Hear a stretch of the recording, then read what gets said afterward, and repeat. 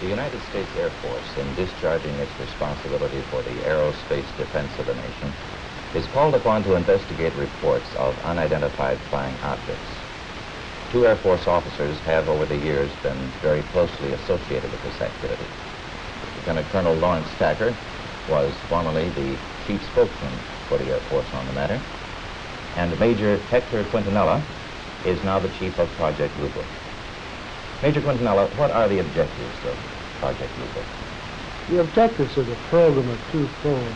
They're the same as they have been since 1953 when the regulations were written. First of all, to try to determine if the UFO phenomena presents a threat to the security of the United States. And second, to determine if the UFO phenomena exhibits any technological advances which could be turned into research and development. What's the record so far? To date, we have over 10,000 cases at Wright-Patterson Air Force Base, of which 646 of these remain unidentified.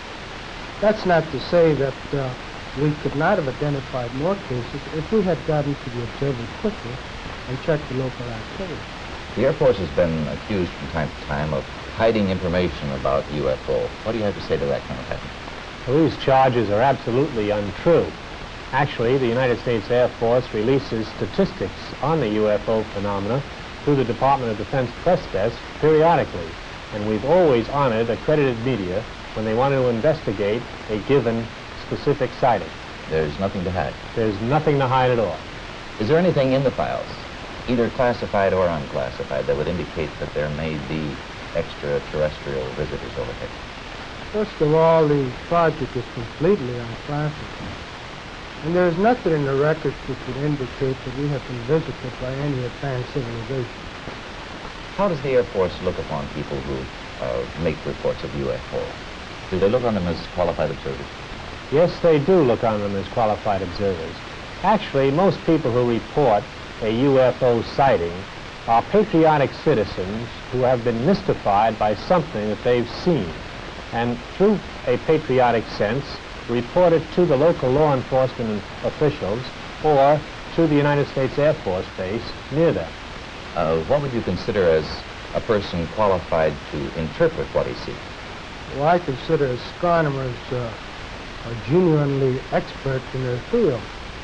First of all, they have a tremendous advantage over the other physical scientists, and that is that they have powerful telescopes and photographic equipment to confirm their interpretation. Do astronomical laboratories make any contribution to the UFO program? In a negative way they do, because I've never received a UFO report from an observatory. Not a one? Not a single one.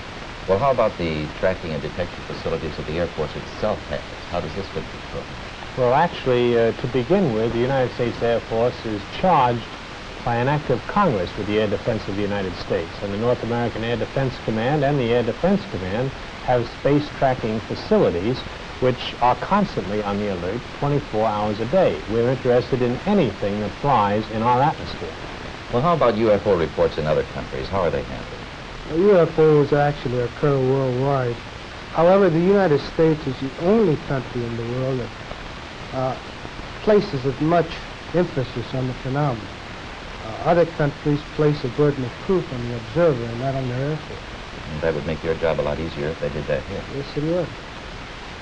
Thank you, Colonel Tacker, Major Quintanilla. I would like to close by reading a very brief excerpt from the report of the Air Force's Scientific Advisory Board, which they made recently upon completing a detailed review of the subject of UFO. This is a statement. The committee concluded that in the 19 years since the first UFO was sighted, there has been no evidence that unidentified flying objects are a threat to our national security.